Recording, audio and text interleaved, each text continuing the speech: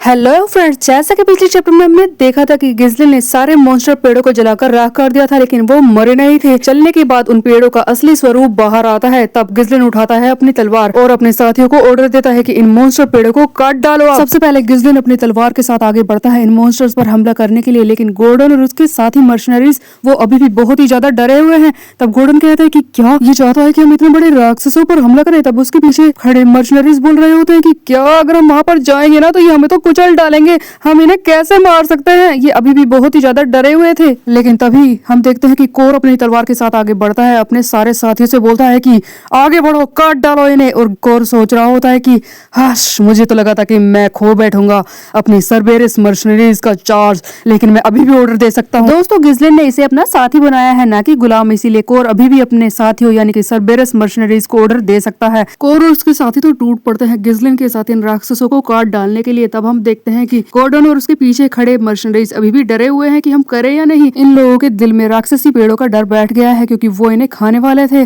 तब यहाँ पर बेलिंदा चलाती है कि मास्टर ध्यान से। में ही गिलियन गॉर्डन और उसके साथियों को समझाता है कि तुम किस बात का वेट कर रहे हो, हमारी यंग लॉर्ड ने ऑर्डर दे दिया है, जाओ ट्राई करो, तुम चिंता मत करो, वो सब कुछ संभाल लेंगे, बस उन पर थोड़ा सा विश्वास करो। तो दोस्तों, गिलियन के समझाने पर गॉर्डन और उसके साथियों का डर फाइनली दूर होता है और ये बोल रहे होते हैं कि हमारा एम्प्लॉयर खुद आगे बढ़कर इनसे लड़ाई कर रहा है, अगर चीजें बिगड़ जाएगी तो हम जानते हैं कि वो संभाल लेगा। वैसे भी ये गिलियन भी तो यही बोल रहा है, चलो साथियों आगे बढ़ो। इसके बाद हम देखते हैं कि गॉर्डन और उसके साथ ही बाकी मर्सनरीज भी टूट पड़ते हैं सभी राक्षसों को मारने के लिए। दोस्तों, फाइनली सबके दिल का डर दूर हो चुका है। हम देखते हैं कि सारे मर्सनरीज टूट पड़े हैं इन्हें मारने के लिए, सब खुश हो रहे होते हैं इन्हें काटते वक्त। तब गिज़लिन इन्हें ऑर्डर दे रहा होता है कि इन सबको काट डालो, इनका ऊपर का सेल जल चुका है, बस अंदर का मांस बचा है, अब ये हमारा कुछ नहीं बिगाड़ सकते, एक एक करके इन सबको काट दो। तब गिलियन कहता है कि हाँ, बस एक ही बारी में इन सबको काट डालो। तब बेलिंदा कहती है कि हाँ जल्दी करो, इन सबको मारो। सब लड़ाई कर रहे हैं, लेकिन सबसे ज्यादा मजा आ रहा होता है कोर को, जो कि बोल रहा होता है कि हा,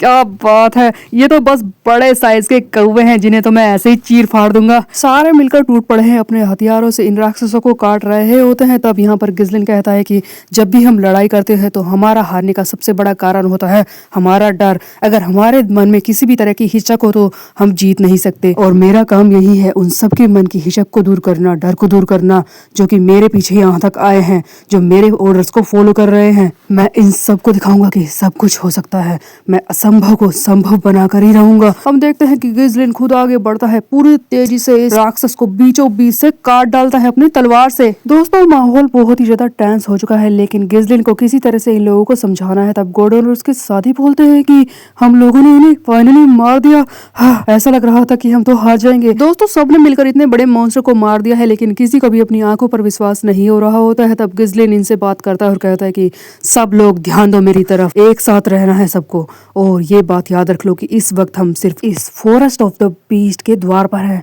अभी तक तो हम इस मॉन्स्टर वाले जंगल के बस गेट पर ही पहुंचे हैं, और यहाँ पर इतना खतरनाक मॉन्स्टर हमारे सामने आ गया, तो सोचो अंदर क्या क्या हो सकता है। इसीलिए सभी को साथ मिलकर लड़ाई करनी होगी, लेकिन तुम में से किसी को भी घबराने वाली बात नहीं है, क्योंकि मैं खुद आगे बढ़कर हर बार लड़ाई करूंगा, खुद तरीके बताऊंगा, खुद इन्हें हराने के रास्ते खोजूंगा, और तुम चिंता मत करो, बस मुझ पर विश्वास करो, और जो कुछ होगा मैं तुमसे करवा दूंगा। दोस्तों, शुरुआत में मिले इस मॉन्स्टर ने 3-4 मर्सनरीज को निगल लिया था, इसलिए हर कोई डरा हुआ है, लेकिन गिज़लिन की बातों से इनके अंदर एक अलग सा उत्साह बढ़ जाता है, इन्हें आत्मविश्वास मिलता है। तब गिज़लिन कहता है कि बस मुझ पर विश्वास करो और आगे बढ़ो। दोस्तों, यहाँ पर गिज़लिन की आंखों में एक अलग सा विश्वास, एक अलग सी चमक दिखाई देती है, जिससे जुड़कर ये सारे मर्सनरीज एक सुर में चिल्लाते हैं कि यस सर, हम तैयार हैं आपके पीछे चलने के लिए। और हम देखते हैं कि फाइनली ये आगे बढ़ने लगता है। अब दोस्तों, यहाँ पर हर एक जगह रुककर मॉन्स्टर दिखाए नहीं जाते, हमें शॉर्ट में आगे के कुछ मॉन्स्टर्स दिखाए जाते हैं। ये दोस्तों रास्ता बना रहे हैं, ट्रीज को काट रहे हैं, और साथ ही साथ मॉन्स्टर्स को मारते हुए आगे बढ़ रहे हैं। सबसे पहले हमें ये मर्सनरीज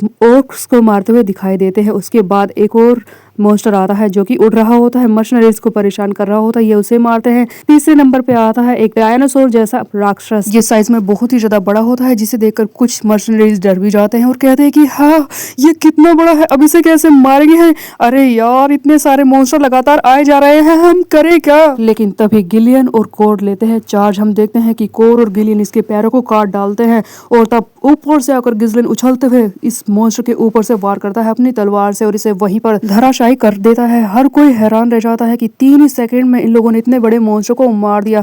गिलियन खुद आगे बढ़कर हर एक मॉन्स्टर को खत्म कर रहा है, हर एक को विश्वास दिला रहा है कि सब कुछ हो सकता है। गिस्लिन ने इतने बड़े मॉन्स्टर को धराशायी कर दिया है जिसे देखकर हर कोई हैरान रह जाता है। तब गिस्लिन यहाँ पर रुकता है और अपने साथियों से पूछता है कि क्या तुम सब लोग ठीक हो, किसी को चोट तो नहीं लगी। तब इसके मर्शनरीज साथी बोलते हैं कि एम्प्लॉयर चिंता मत कीजिए, हम सब जिंदा है। तब सारे मर्शनरीज गर्व के साथ बोलते हैं कि आ जाओ मॉन्स्टर कमीनो, आ जाओ हमारे एम्प्लॉयर की तरफ बढ़ो, वो तुम्हें जिंदा नहीं छोड़ेगा। हर किसी को गिस्लिन पर विश्वास हो चुका है कि चाहे कोई भी राक्षस आ जाए गिस्लिन इसे जिंदा छोड़ेगा ही नहीं। और इस विश्वास के साथ हर एक मर्शनरीज इसके साथ बढ़ रहा होता है आगे। तब गिलियन जो कि कोर के साथ खड़ा होता है उसकी तारीफ करता है और कहता है कि लड़ने में काफी अच्छे हो, तुम्हारी शेप कमाल की है। तब कोर कहता है कि हाँ, कॉम्बैट पावर की बात ही कुछ और है, इससे कोई जीत नहीं सकता। तब गिस्लिन कहता है कि सही कहा तुम दोनों ने। तो दोस्तों यहाँ पर हमें फाइनली एक स्ट्रॉन्ग टीम दिखाई देती है जिसमें है गिलियन, कोर एंड गिस्लिन, जो कि बहुत ही ज्यादा खतरनाक है तीनों। तब गिस्लिन दोबारा से ऑर्डर देता है और कहता है कि रास्ता साफ करो और इन पेड़ों को रास्ते से हटाओ। याद रखना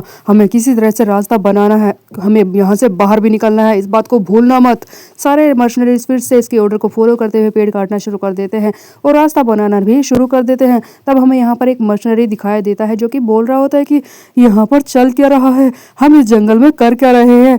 इतने पागल मर्शनरीज और इतना पागल जंगल मॉन्स्टर से भरा हुआ। दोस्तों इस तरह से मॉन्स्टर को मारते मारते फाइनली ये एक जगह पर आ जाते हैं। रास्ता बनाकर इन्हें दिखाई देती है सामने एक बहुत ही बड़ी सी लेक। अब दोस्तों ये मर्शनरीज जो कितने वक्त से लड़ाई कर रहे हैं इस बात का भी पता नहीं है, इनके सामने आ जाती है एक साफ पानी वाली झील। इस झील को देखकर ये सारे मर्शनरीज उत्साहित हो जाते हैं और भागकर पानी पीना शुरू कर देते हैं। पानी बहुत ही साफ है, हर कोई खुश हो रहा होता है। तब यहाँ पर पेलिंदा बोलती है कि पता नहीं इस लेक से अब क्या बाहर आएगा, पता नहीं अब कौन सा खतरा आने वाला है। तब गिस्लिन यहाँ पर सोच रहा होता है इस झील को देखते हुए कि हाँ, मैं जानता हूँ कि ये बहुत ही खतरनाक हो सकती है। अभी तक रूनस्टोन को पाने के लिए जो हमने रास्ता चुना है वो बिल्कुल सही है, ये झील उसी के रास्ते में आती है, लेकिन इसको पार करना सबसे ज्यादा मुश्किल होने वाला है। तब गिस्लिन अपने सारे साथियों को ऑर्डर दे देता है कि इस लेक के पास ही अपने सारे कैंप लगा लो, आज रात को हम सब यहीं पर आराम करेंगे, फिर आगे बढ़ेंगे। अब दोस्तों जैसा कि गिस्लिन ने ऑर्डर दिया कुछ ही देर में वहाँ पर कई सारे कैंप बना दिए जाते हैं जहाँ पर मर्शनरीज आराम करने वाले हैं।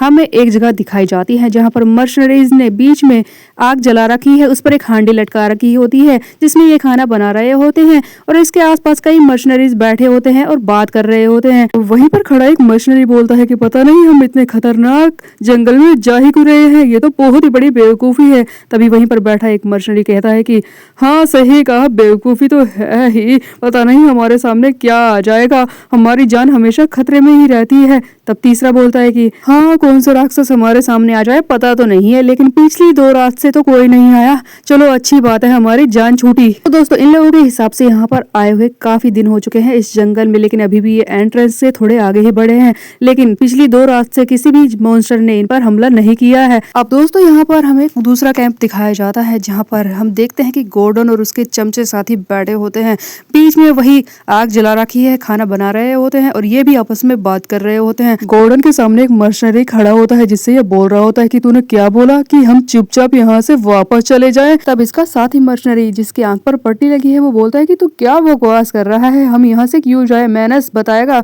तब ये तीसरा मर्शनरी जो खड़ा है जिसका नाम है मैनस, वो बोलता है कि देखो यार, हमारी जान सबसे ज्यादा कीमती है, हम यहाँ पर खतरा उठाए ही क्यों, आखिरकार हमारी जान से बढ़कर पैसे तो नहीं है ना। तब गॉर्डन कहता है कि भागने का फायदा क्या है, देख जैसा कि एम्प्लॉयर ने बताया कि हम जंगल में जिस जगह पर जाने वाले हैं वो एंट्रेंस से ज्यादा दूर नहीं है, हमने कितना रास्ता साफ कर लिया है, हम वहाँ पर बस पहुँचने ही वाले होंगे। तब ये मैनस इससे बोलता है कि क्या तुझे एम्प्लॉयर की बात पर विश्वास है, तुझे लगता है कि वो सच बोल रहा है, तू कितना भोला है गॉर्डन, हमेशा ऐसे ही जाल में फंस जाता है, मेरी बात को ध्यान से सुन, तू ही बता। एक नोबल जो पता नहीं कहाँ से मुंह उठाकर चला आया जिसका निक नेम है रास्कल ऑफ पर्डियम, वो पता नहीं कहाँ से आ जाता है और हमसे जंगल में जाने के लिए कहता है कुछ कीमती लाने के लिए।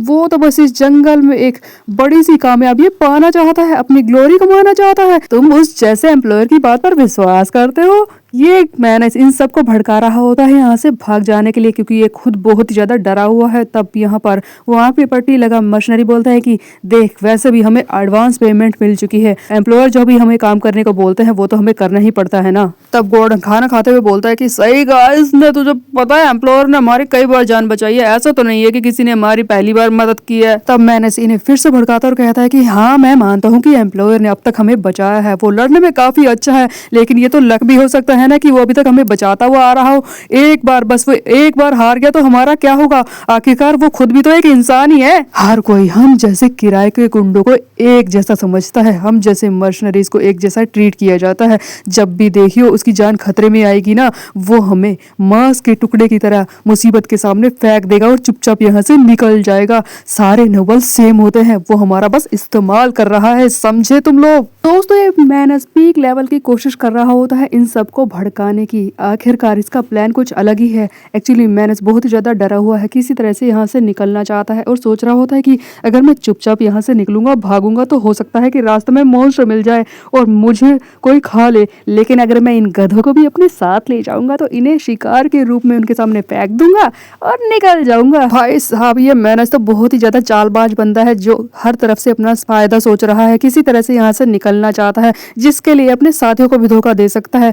लेकिन गॉर्डन और उसके साथी नहीं मान रहे होते हैं और कह रहे होते हैं कि देखो, एम्प्लॉयर ने हमारी कई बार मदद की है, अगर वो नहीं होता तो आज हम जिंदा नहीं होते, उधर देखो। तब ये गिजलिन की तरफ इशारा करता है। हम देखते हैं कि गिजलिन बैठा होता है चेयर पर, इसके सामने एक मशीनरी बैठा होता है जिसे ये पट्टी बांध रहा होता है, उसे दवाई लगा रहा होता है। तब ये मशीनरी से बोलता है कि मेरी बात को ध्यान से सुनो, तुम्हारा जख्म अभी गहरा है, मैंने दवाई तो लगा दी है, लेकिन इसे अभी भी पानी में मत डालना वरना इन्फेक्शन हो सकता है। गिजलिन दोस्तों इनकी बहुत ही ज्यादा मदद कर रहा होता है, वो दया दिखा रहा है, वो अपने सारे साथियों की चिंता करता है। दोस्तों, गिजलिन अपनी लाई हुई सारी कीमती दवाइयां मशीनरीज को लगा लगा कर खत्म कर रहा होता है, जिस पर बेलिंदा बोलती है कि मास्टर आप क्या कर रहे हैं, ये सारी कीमती दवाइयां तो आपके लिए हैं, जरूरत पड़ने पर ये आपके काम आएंगी, ये खत्म हो सकती हैं। जिस पर गिजलिन कहता है कि ये मशीनरीज भी तो इंसान ही है ना, इन्हें चोट लगी है, अगर मैं इन्हें अभी दवाई ना लगाऊं तो ये दवाइयां किस काम की है? तो दोस्तों, गिजलिन मशीनरीज को इंसानों की तरह, अपने दोस्तों की तरह ट्रीट कर रहा है, ना कि किसी खाने की तरह जिसे बस राक्षस के सामने फेंक दिया जाए। इसे अपना गोल तो अचीव करना है, लेकिन ये सबकी जान को बचाना भी चाहता है। अब ये सारी बातें देखकर वहां पर सारे मशीनरी इंप्रेस हो रहे होते हैं। तब वो पट्टी वाला बंदा मैनस से बोलता है कि देखा तूने, हमारा एम्प्लॉयर कितना अच्छा है, ये जो दवाई हम मशीनरीज को लगा रहा है ना, इसकी कीमत हमारी जान से भी ज्यादा है, लेकिन फिर भी ये खर्च कर रहा है। कोई एम्प्लॉयर ऐसा होता है, ये हमारी जान की रक्षा कर रहा है, समझा? देखो, ये हमारा मालिक है, फिर भी हमारी मदद कर रहा है, ये हमें बाकियों की तरह ट्रीट नहीं कर रहा, जो दूसरे होते हैं जो मांस के टुकड़े समझकर हमें मुसीबतों के सामने फेंक देते हैं, ये उन सब से अलग है और अलग तरीके से ही हमें रख रहा है। तो मैनस तू ही बता कि इससे पैसे लेकर हम इसका काम क्यों ना करें? अब मैनस का सारा प्लान फेल हो रहा था। वो तो कुछ चमचों को अपने साथ ले जाना चाहता है ताकि इस जंगल से भाग सके, लेकिन कोई इसकी बात तो मान नहीं रहा होता है। तब मैनस कहता है कि ये पट्टी वाला बंदा मुझे इरिटेट कर रहा है, मेरा सारा प्लान फेल हो रहा है। अब दोस्तों, मैनस इन बंदों को और ज्यादा भड़काता, तभी हम देखते हैं कि गिजलिन वहां पर आ जाता है और कहता है कि दोस्तों चलो अब बस आराम करो, और ज्यादा बातें अब नहीं करनी, आराम करो सारे। गिजलिन के कहने पे सारे चले जाते हैं। गिजलिन ने मैनस की सारी बातें सुन ली है, लेकिन फिर भी वो कुछ नहीं कहता। तब ये कोर से कहता है कि कोर और गिलियन